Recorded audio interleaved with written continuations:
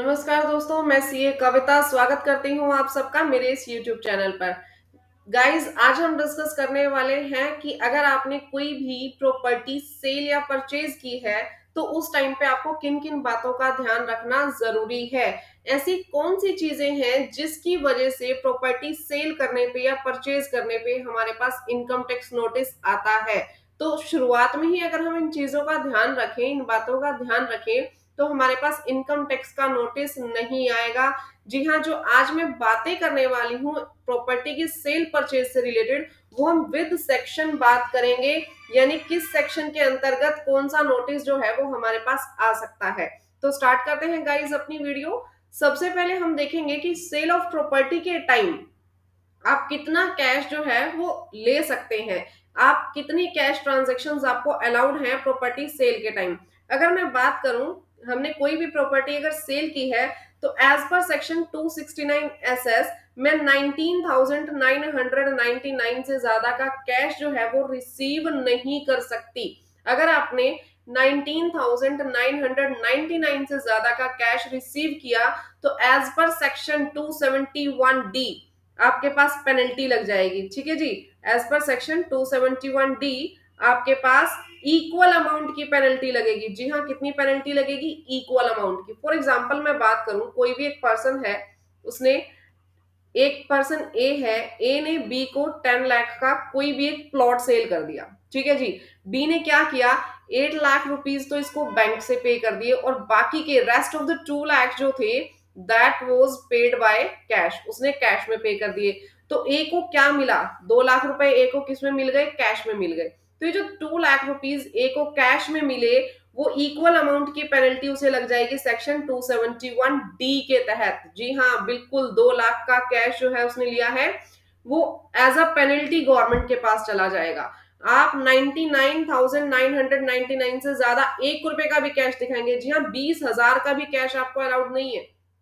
20,000 से भी 1 रुपए कम का आप कैश ले सकते हैं। अब दूसरी सबसे बड़ी बात, लोग क्या एडजस्टमेंट करने की कोशिश करते हैं कि मैम 2 लाख रुपए थे, 2 लाख में से आप ये 19,999 की तो छूट दोगे? नहीं, इसकी भी आपको छूट मिलने वाली नहीं है। कंप्लीटली जो 2 लाख रुपए आपने इन कैश रिसीव किए वो आपके पास एज अ पेनल्टी गवर्नमेंट के पास चले जाएंगे। दूसरा, कई लोग इसमें क्या एडजस्टमेंट करने की कोशिश करते हैं कि ए ने जैसे 2 लाख रुपए कैश लिए, ए के ऊपर पेनल्टी लग रही है यहाँ पे सेक्शन 271 डी में।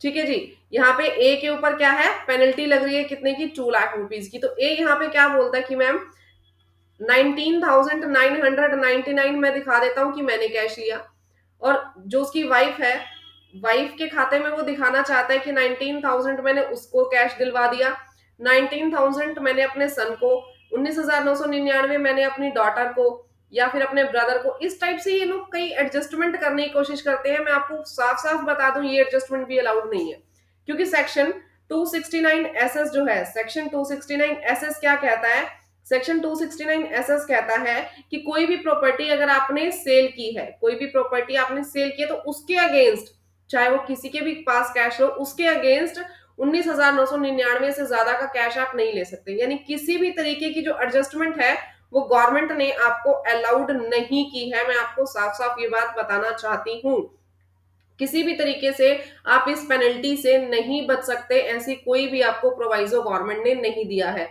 तो इस चीज का खास ख्याल रखें कि जब भी आपने अपनी कोई प्रॉपर्टी सेल कर दी तो 19,999 से ज्यादा का कैश रिसीव ना कीजिए। ठीक है जी, अगली बात मैं करूंगी परचेजर के बारे में कि आपने अगर प्रॉपर्टी परचेज कर ली। अब ये मैं बी के पॉइंट ऑफ व्यू से बात कर रही हूँ। हमने क्या बताया पिछले एग्जाम्पल में, ए ने बी को प्रॉपर्टी सेल की थी कितने की? 10 लाख की। पीछे मैंने बात की ए के बारे में, पीछे जो हमने बात की थी किसके लिए बात की थी? सेल की, यानी ए के पॉइंट ऑफ व्यू से मैंने बात की थी। ठीक है जी, ए के ऊपर कौन सा सेक्शन लगता था? Section 269 SS. लेकिन अगर हम बात करें परचेज की तो बायर के ऊपर कौन सा सेक्शन लग जाएगा? 269 टी। 269 टी के तहत बायर पे भी पेनल्टी लग जाएगी। जी हाँ, यहाँ पे बी ने कितना कैश दिया था? बी ने कैश पेमेंट की थी, how much? 2 lakh rupees. B ने 2 लाख रुपए की कैश पेमेंट दी थी और 8 लाख तो बैंक से दिए थे। 8 लाख की तो कोई मतलब हमें दिक्कत ही नहीं है, क्योंकि वो बैंक से दे दिए, इलेक्ट्रॉनिक क्लियरिंग सिस्टम से दे दिए। लेकिन जो ये पैसा कैश दिया, दिक्कत उसकी है। तो इसने जो परचेज की प्रॉपर्टी, जितना भी पैसा कैश दिया, सेक्शन 269 टी के अंतर्गत इसको पेनल्टी लग जाएगी, क्योंकि जो अमाउंट है यहाँ पर 19,999 से ज्यादा है। जी हाँ, अगर पैसा लेने की जो आपके पास लिमिट है वो कितनी है, 19,999, तो सेक्शन 269 में बायर के लिए जो लिमिट तय की गई पैसा देने की, वो पैसा देने की जो लिमिट है वो भी कितनी है, 19,999। तो यहाँ पे इसने 19,999 से ज्यादा का पैसा पे किया, इसको 271 में पेनल्टी लग जाएगी। जी हाँ, जो सेलर था उसको पेनल्टी किस में लगी थी, सेक्शन 271 में। इसको पेनल्टी किस में लगेगी, सेक्शन 271 में। कितने की, जो भी पैसा उसने पे किया, ठीक है जी, उसने मोर देन 19,999 पे किया, उसको इक्वल अमाउंट की पेनल्टी लग जाएगी, यानी उसको 2 लाख रुपीज की पेनल्टी लग जाएगी। वो पैसा उसको सरकार को पे करना पड़ेगा। तो देखिए सरकार को कितना ज्यादा, मतलब एक बहुत बड़ा सेक्शन ये सरकार ने दोनों डाले हुए हैं कि अगर आपने इन कैश दिया या लिया तो दोनों को इक्वल अमाउंट की पेनल्टी लगेगी। अगर मैं इसी सेम एग्जांपल में बात करूं तो ए ने भी 2 लाख की पेनल्टी सरकार को दे दी एज पर सेक्शन 271 और बी ने भी इक्वल अमाउंट की 2 लाख की पेनल्टी दे दी एज पर सेक्शन 271 यानी सरकार को इसमें कितने रुपए मिल गए, 4 लाख रुपए। आपको तो पकड़ा पकड़ा सरकार ने, जिसने खरीदी थी उसको भी पकड़ लिया। ठीक है जी, तो इस चीज का ध्यान रखिए, आप कभी भी प्रॉपर्टी सेल परचेज करते हैं तो उसमें कैश की ट्रांजैक्शन मत दिखाइए, अदरवाइज आपको कल को नोटिस कभी भी आ सकता है, बहुत दिक्कत खड़ी हो सकती है। दूसरी बात, जो कुछ एक मैं डीड देखती हूँ, सेल डीड, परचेज डीड, जो भी मैं देखती हूँ, रजिस्ट्री की जो कॉपी होती है उसके अंदर भी कई लोग साफ साफ अक्षरों में दिखा देते हैं कि इतना तो हमने कैश दिया, इतना हमने बैंक से दिया, इतने का हमने फलाना चेक दिया। तो ये चीजें गलत है। आप लोगों को कैश ट्रांजैक्शन तो दिखानी ही नहीं चाहिए उसमें लिखी हुई, वरना आपको कल को, देखिए आपने प्रॉपर सबूत दे दिया ना सरकार को कि मैंने तो भैया इसके थ्रू ट्रांसफर किया था, इसमें मैंने इतना कैश दिखाया हुआ है, प्रॉपर रजिस्ट्री कॉपी के अंदर लिखा होता है कि हमने इतना कैश लिया था या इतना कैश दिया था। तो इस तरीके की गलतियां आप कभी भी मत कीजिए, ठीक है जी। नेक्स्ट वन, अगर मैं बात करूं, जो प्रॉपर्टी है, अगर प्रॉपर्टी को स्टैंप ड्यूटी वैल्यू से कम पे बेचा गया, सबसे स्टैंप ड्यूटी वैल्यूएशन होती है, स्टैंप ड्यूटी वैल्यूएशन से कम पे अगर आपने प्रॉपर्टी बेच दी तो भी आपको दिक्कत खड़ी हो सकती है। लेकिन पहले मैं आपसे डिस्कस करना चाहूंगी कि जो स्टैंप ड्यूटी वैल्यूएशन वर्ड इसके अंदर यूज किया, वो स्टैंप ड्यूटी वैल्यूएशन का मतलब क्या है, इसका मीनिंग क्या है।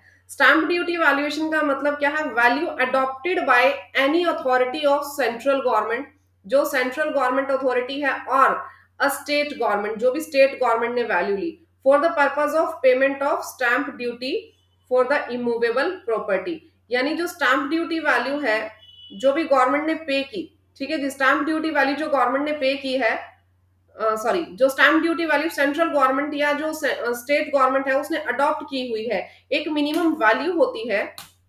जब आप कोई भी प्रॉपर्टी सेल या परचेज करते हैं, जो as per government rule minimum वो वैल्यू लेनी जरूरी है, उसको हम स्टैंप ड्यूटी वैल्यू देते हैं। ठीक है जी, प्रॉपरली जब भी आप रजिस्ट्रार के पास जाएंगे तो वहां पे एक प्रॉपर शीट होती है कि इस एरिया की स्टैंप ड्यूटी वैल्यू इतनी है, 1 लाख रुपीज पर यार्ड है या फिर 50,000 पर यार्ड है, वो आपको प्रॉपरली वो वैल्यूएशन देते हैं। आप उससे कम पे प्रॉपर्टी सेल या प्रॉपर्टी परचेज की वैल्यू रजिस्ट्री की कॉपी में मत दिखाइए। अगर उससे कम की वैल्यू आपने दिखाई तो भी आपको दिक्कत खड़ी हो सकती है। ठीक है जी, सबसे पहले तो देखेंगे कि प्रॉपर्टी अगर आपने सेल कर दी, ठीक है जी, आपने क्या किया, प्रॉपर्टी सेल कर दी below stamp duty value. Below stamp duty value property sale करने पे, यानी सेलर को क्या क्या दिक्कत है, ठीक है जी, सेलर को क्या क्या दिक्कत आएगी इसमें, जो भी डीम्ड वैल्यू ऑफ कंसीडरेशन उसके अकॉर्डिंग माना जाएगा ना, एसडीवी के अकॉर्डिंग, हम तो वही सेल वैल्यू ले लेंगे। इनकम टैक्स डिपार्टमेंट क्या कहता है कि जो भी डीम्ड वैल्यू ऑफ कंसीडरेशन, मैं इसको एक एग्जांपल के साथ आपको बताती हूँ। ठीक है जी, हम एक एग्जांपल लेते हैं, ए ने बी को प्रॉपर्टी सेल कर दी, प्रॉपर्टी इन्होंने दिखाई 10 लाख की, लेकिन स्टैंप ड्यूटी वैल्यू जो गवर्नमेंट के अकॉर्डिंग थी वो कितने की थी, 15 लाख की। स्टैंप ड्यूटी वैल्यू इसकी कितनी की थी, 15 लाख की। तो ए यहाँ पे कौन है, ए यहाँ पे सेलर है, बी यहाँ पे बायर है। ए यहाँ पे कौन है, सेलर। तो अगर मैं सेलर के पॉइंट ऑफ व्यू से बात कर रही हूँ तो सेलर के लिए क्या निकलेगा, जब सेलर ने प्रॉपर्टी सेल की तो वो कैपिटल गेन निकालेगा कि उसको प्रॉपर्टी सेल करने पे कितना फायदा हुआ। गवर्नमेंट क्या कह रही है, भैया चाहे तुमने 10 लाख दिखाया हो अपनी रजिस्ट्री की कॉपी में कि मैं 10 लाख का परचेज करूंगा, लेकिन स्टैंप ड्यूटी वैल्यूएशन कितनी है, 15 लाख की, तो हम जो आपका गेन कैलकुलेट करेंगे वो 15 लाख से ही कैलकुलेट करेंगे, हमें 10 लाख से कोई मतलब नहीं है कि आपने अपनी रजिस्ट्री की कॉपी में कितनी वैल्यू दिखाई। ठीक है जी, उनको मतलब किससे, इस 15 लाख से। वो जो डीम्ड वैल्यू ऑफ कंसिडरेशन है, या जो मैंने डीम्ड वैल्यू वर्ड यूज किया, इसका मतलब क्या है कि जो डीम्ड वैल्यू, जो वैल्यू मान के चलेंगे कैपिटल गेन कैलकुलेट करने के लिए, वो क्या मान के चलेंगे, 15 लाख रुपए।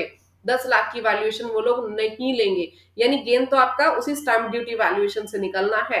ठीक है जी, तो आप स्टैंप ड्यूटी वैल्यू को मिनिममली जरूर दिखाएं अपनी रजिस्ट्री की कॉपी में। दूसरी अगर मैं बात करूं बायर के पॉइंट ऑफ व्यू से, मतलब ऐसा नहीं है बायर सेलर यूं सोचे भैया मैंने तो डूबना ही डूबना है, चल बायर को तो बचा लें।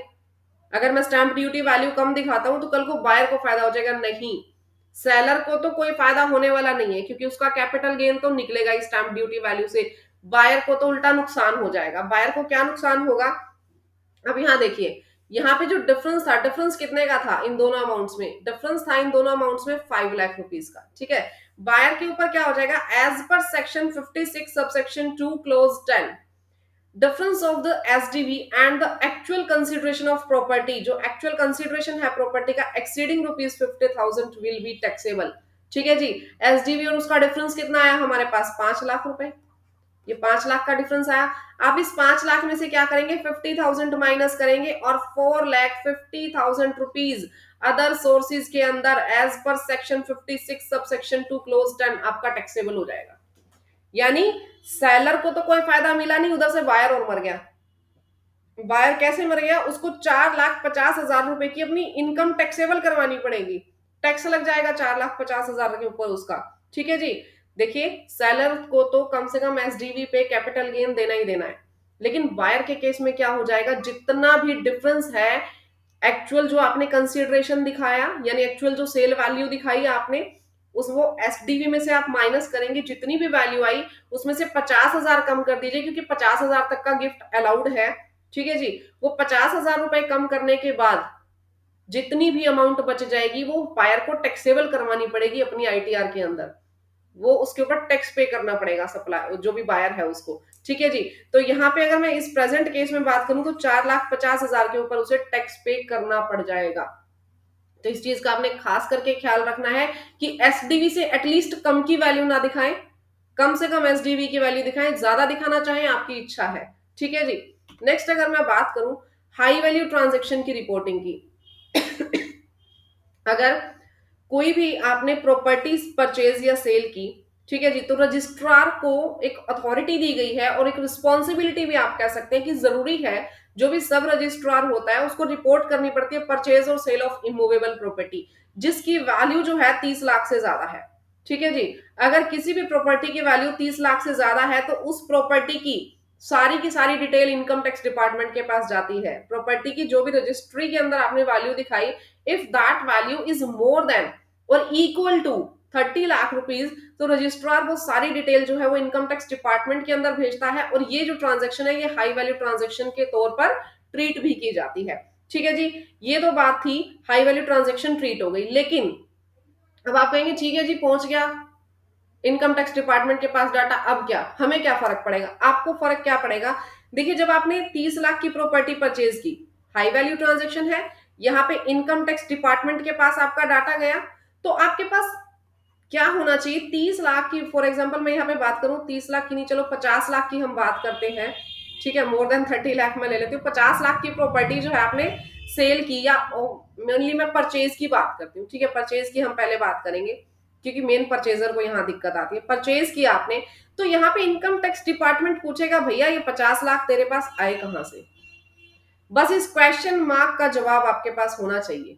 ठीक है जी, आपके पास किसका जवाब होना चाहिए, इस क्वेश्चन मार्क का जवाब होना चाहिए कि भैया 50 लाख रुपए तेरे पास कहां से आए, कहां से तूने इतने पैसों का जुगाड़ किया। और ध्यान रखिए, सारा का सारा पैसा किससे जाना चाहिए, आपका बैंक के थ्रू जाना चाहिए, सारी की सारी ट्रांजेक्शन्स बैंक के थ्रू होनी चाहिए। यहाँ पे कैश ट्रांजेक्शन मत करना, अदरवाइज आप 269 टी में फंस जाएंगे। ठीक है जी, और 271 ई में पेनल्टी बराबरी की खड़ी हो जाएगी। और अब मैं कह रही हूँ कि आपने 50 के 50 बैंक से पे कर दिए फॉर एग्जाम्पल, या कैश में भी पे करें, चाहे कैश में पे करो चाहे बैंक में पे करो, यहाँ पे सरकार सवाल तो पूछेगी ही कल को कि भैया पैसा कहाँ से आया था, क्या आपने अपनी इतनी इनकम सोर्स दिखा रखी है, क्या किसी रिलेटिव ने आपको दिए थे, कहाँ से ये पैसा आपने इकट्ठा किया। तो इस चीज की जानकारी आपके पास होनी बहुत जरूरी है। नेक्स्ट वन, जो मेन इंपॉर्टेंट बड़ी प्रॉपर्टी के सेल के ऊपर आजकल पॉइंट क्या है, 1% टीडीएस। जी हाँ, 1% टीडीएस आपको काटना जरूरी है on sale of immovable property. अगर आपने इमूवेबल प्रॉपर्टी को सेल किया और उसकी वैल्यूएशन, सब देखो हर एक प्रॉपर्टी पे नहीं काटना, अगर वैल्यू उस प्रॉपर्टी की 50 लाख से ज्यादा है, आपने कोई भी प्रॉपर्टी 50 लाख या उससे ज्यादा की सेल कर दी, तो आप सारा पैसा सेलर को पे नहीं करेंगे, आप 1% जो है उसमें से टीडीएस डिडक्ट कर लेंगे, उसके बाद वो पैसा किसको देंगे, जो भी सेलर है उसको दे देंगे। और वो जो 1% टीडीएस आपने डिडक्ट किया, वो फॉर्म 26 QB के थ्रू गवर्नमेंट डिपार्टमेंट को आपने जमा करना होता है। ठीक है जी। तो मैं अगर यहाँ पे एग्जांपल हूं, 50 लाख की कोई प्रॉपर्टी आपने क्या कर दी, परचेज कर ली, परचेजर कौन था हमारे पास, बी था। तो बी ने ए को क्या करना है, मनी ट्रांसफर करनी है, मनी ट्रांसफर करनी है बैंक से। तो बी क्या करेगा, बी इसका 1%, इसका कितना हो जाएगा, ऑब्वियसली 50,000 रुपीज। ठीक है जी, इसका 1% कितना हो जाएगा, 50,000 रुपीज। तो बी 50,000 का टीडीएस डिडक्ट करेगा और ए को पेमेंट कितनी करेगा, ए को पेमेंट करेगा 49,50,000 रुपीज की। ये ए के पास क्या चली जाएगी, पेमेंट चली जाएगी। अब ये 50,000 रुपीज है, ये बी क्या करेगा, गवर्नमेंट को थ्रू फॉर्म 26 QB डिपॉजिट करवा देगा। अब ए जब आईटीआर भरेगा ना अपनी, कल को जब ए अपनी आईटीआर भरेगा, इनकम टैक्स की रिटर्न भरेगा, तो ये पैसा ए क्लेम कर लेगा, अगर उसका टैक्स नहीं बनता तो। ठीक है जी, ये उसका ए का क्लेम हो जाएगा, ये जो भी टीडीएस इसका कटा है 50,000 रुपीज का। तो आपने इस चीज का बहुत ध्यान रखना है कि अगर प्रॉपर्टी, कोई भी इमूवेबल प्रॉपर्टी 50 लाख या उससे ज्यादा की वैल्यू की है, 50 लाख पे भी आपको डिडक्ट करना है, ऐसा नहीं कि 50 लाख से ज्यादा, 50 लाख पे भी डिडक्ट होना चाहिए। तो उससे ज्यादा वैल्यू की भी अगर है, तो आपको 1% का टीडीएस डिडक्ट करना है, और वो टीडीएस आपका गवर्नमेंट के पास डिपॉजिट होगा थ्रू फॉर्म 26 QB। ठीक है जी। ये कुछ एक चीजें थी जो मैंने आपसे डिस्कस की रिगार्डिंग सेल ऑफ प्रॉपर्टी और परचेज ऑफ प्रॉपर्टी। गाइज मैंने कोशिश की अपनी इस वीडियो में आपको ज्यादा से ज्यादा बातें बता पाऊं सेल ऑफ प्रॉपर्टी और परचेज ऑफ प्रॉपर्टी के रिगार्डिंग। अगर आपने इन बातों का ध्यान नहीं रखा तो डेफिनेटली इनकम टैक्स का नोटिस आने के बहुत ज्यादा चांस है। दूसरी बात मैं बता दूं, ये जो सारी ट्रांजेक्शन्स हैं, अब एआईएस पोर्टल पर भी सारी की सारी ट्रांजेक्शन्स दिखाई जाने लग गई हैं, तो इन सभी ट्रांजेक्शन्स का आप बहुत ध्यान रखिएगा। दूसरी बात, अब जब भी कोई बड़ी वैल्यू की प्रॉपर्टी सेल करने वाले हैं या परचेज करने वाले हैं, दोनों ही केसेस में अपने कंसल्टेंट से जरूर कांटेक्ट कीजिए, अपने सीए से जरूर कांटेक्ट कीजिए। वो आपको बेटर तरीके से बताएगा कि कितना पैसा आपको किस तरीके से लेना है, किस तरीके से आपको प्रॉपर्टी परचेज या सेल करनी है, और आपके अकाउंट्स जो मेंटेन कर रहा है वो आपको प्रॉपरली इस बारे में पूरी जानकारी दे देगा। ठीक है जी। अगर आपको मेरी ये वीडियो अच्छी लगी हो तो प्लीज मेरी वीडियो को लाइक कीजिएगा और साथ ही साथ मेरे चैनल को सब्सक्राइब भी कीजिएगा। Thank you so much.